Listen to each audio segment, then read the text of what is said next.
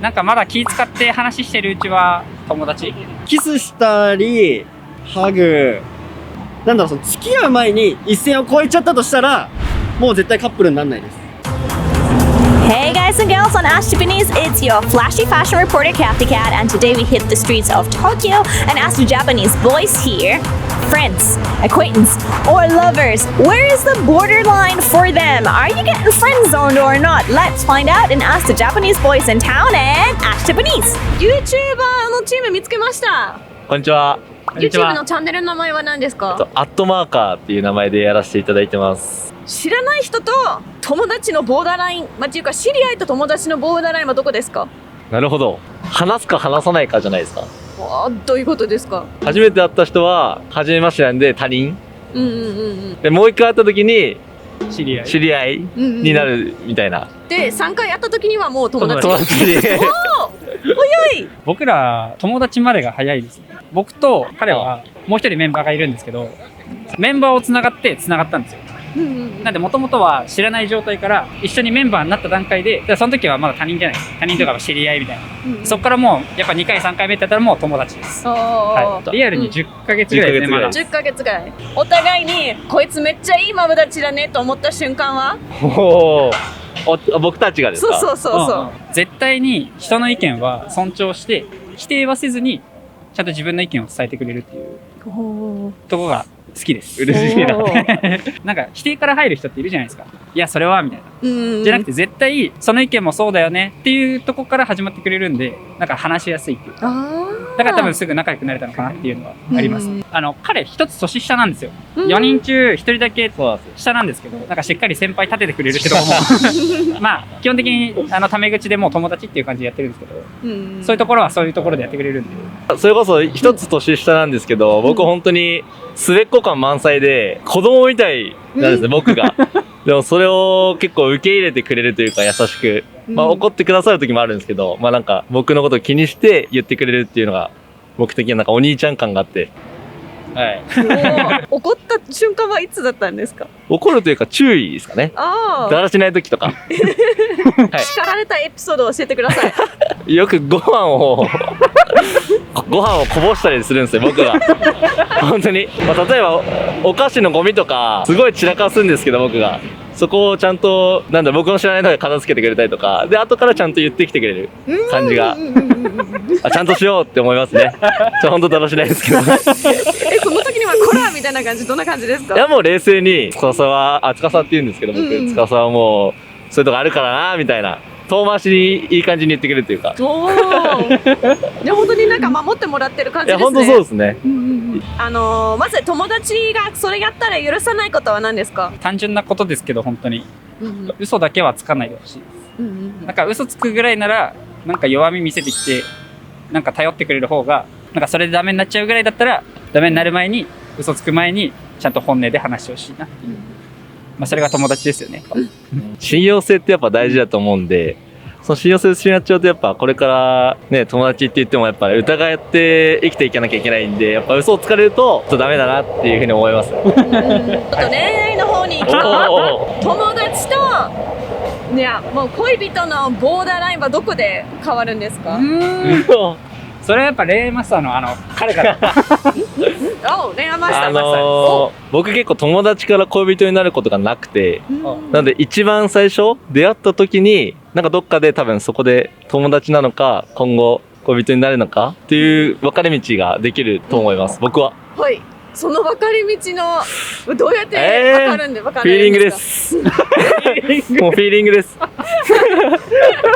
確かに綺麗な人とかタイプな人から入って性格を知ってってって感じですかね。僕は逆に友達から彼女に恋人にっていうタイプなんですよね。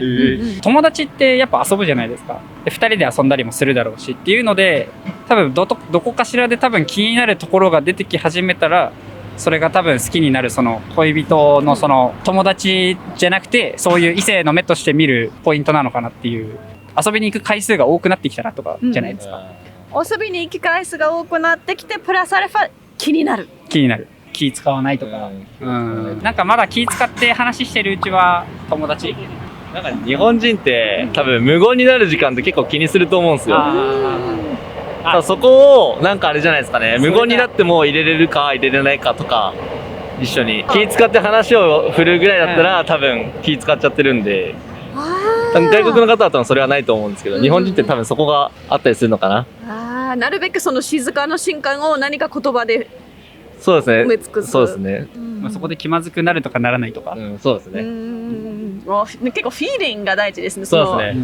じゃあ恋人がやったことでちょっとなえるものは何ですか？うわこれないわみたいな。挨拶とかですかね。挨拶？態度とか人への。例えば何ですか？例えばそれこそやっぱりお店とかでスタッフとかに対する態度とか、ごちそうさま言えないとか、マナーですね。ごちそうさまが大事ですか？些細なことですけど。まあこれ日本人らしいのかもしれないんですけど、それを聞いてますから大丈夫です。箸の持ち方とか、そうどれが正解っていうのはないのかもしれないんですけど、世間一般的に見て、これちょっと箸の使い方汚い、食べ方が汚いとか、そういうところを見てるとちょっとなんか残念だなっていうふうには思うかもしれないです。それで食べ方が汚い。まあ彼は男なんで。でもやっぱり男女もなんか関係なくちょっと食べ方は注意してほしいって。そうですね。あとは今その挨拶とか言ったじゃないですか、彼は。僕友達とかに紹介した時とかでもしっかりなんか嫌な顔せずに、例えば初対面でたまたまコンビニとか一緒に行った時に会ったとかだったら挨拶ぐらいとかは普通にフランクにできるようにしててほしいなと思います。あと自分の親にちゃんと挨拶してくれるとか、そういうところはちょっと気にするかもしれないです。もう真面目ですね。こう見えて。じゃあ例えば親と会いましたで挨拶ないとかだったらちょっとなーってなります。ただそれだけで大きな話、例えばじゃあ結婚とかっていうことになってきたらちょっともう考えるかもしれないです。結構挨拶は気にしますね、僕。もう全く一緒です。やっぱそうですよね。やっぱ自分の家族だし、やっぱこれからお世話になるので、やっぱそこ挨拶できないとちょっとダメですね。友達から恋人にする条件一つを教えてください。条件。やっぱ人間性なのかなとは思いますね。でも見てわかるじゃないですか。この子どっか欠けてんだろうなっていう子を見ると、そこはちょっと恋人にはならないなっていうのはあります。じゃあその子がマナーをちゃんと守れないと無理って感じ。どれぐらい美人でもやっぱ大事なのはやっぱ中身なんで、これから先長くずっと一緒にいるってなると、なんかこうみんなお店で並んでるのに一人だけ突っ走って中行っちゃうとか、そういうのはちょっと良くないなと思います。何が必要？条件。浮気。やっぱり。これはもう絶対ですね。知り合いと友達のボーダーラインはどこにあるんですか？知り合いと友達のボーダーライン、一緒に遊び行ったら友達。一回でも？一回でも。二人で遊び行けたら友達ですかね。ただ会ってぐらいだったら知り合いですかね。どうですかボーダーラインは？でも私も同じかもしれないです。2人でも1回目行った2回目ぐらいから友達ってなりますね。1回行っただけじゃちょっと友達とはちょっとなんであんまりでしょう。なんででしょう。だってこの1回会ってそれが初めての食事だとして、なんか別にもうそれっきりの可能性もあるじゃないですか。そうすると友達って今後それを言わないなみたいな。2回行って初めては友達として接せられるかなっていう感じですかね。で、そこでは友達にやってほしくないことは？影で愚痴とかを言って本人に言わない。自分が仲いい友達なのに自分のことは裏で言ってるけど表では言わなかったら、それを知っちゃった時はもう無理だなってなります。私は多分知ってると思うんですけど、店員さんにタメ口を聞く人はもう無理です。例えば結構上から目線で言う子いるじゃないですか、店員さんに。そういう子はもう友達としてはもう見れないです。なんででしょう？なんかもういて恥ずかしくなっちゃいます、私が。なんかもう一緒にいることが恥ずかしいというか、自分が店員さん側に立った時にそんな態度取られたらもう嫌じゃないですか。常識だね。常識がない人はもうちょっと嫌ですね。じゃあちょっと今友達のところにいてて、次ワンステップアップ。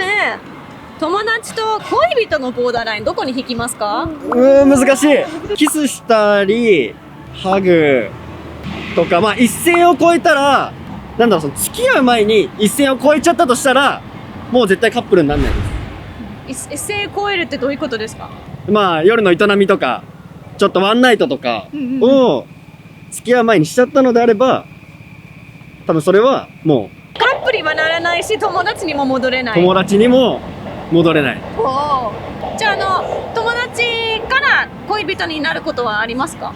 友達から恋人になることもあります。恋人から友達になることもあります。それでもその超えてる瞬間はどこにそのボーダーライン引くんですか？なんだろう、もうちょっと学生とかの時は一緒にいすぎてそれが安心感に変わったら好きに変わってたかな。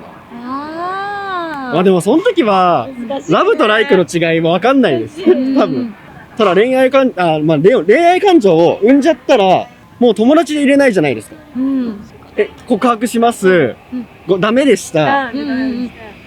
今まで通りはできなくない？私できちゃう。できる派。できる派。私はできちゃいます。なんかこれ逆に面白い。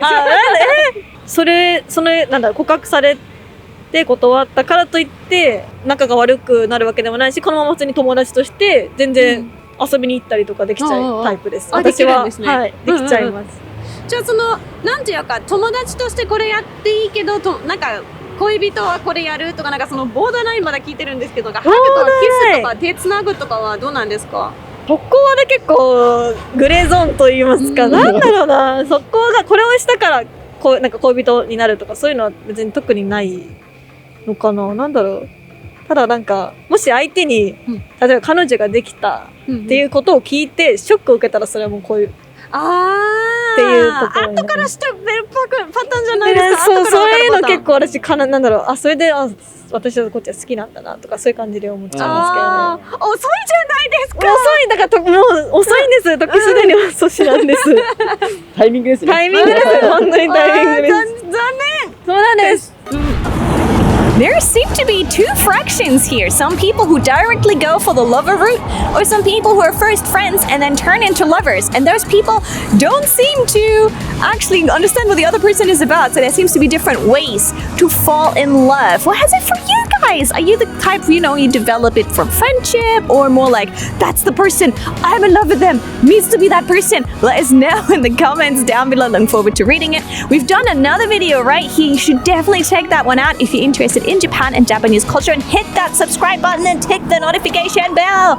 And I'll catch you soon for more videos on Ash Japanese, and down below are our socials if you want to know what we're doing. For example, Instagram. Yay!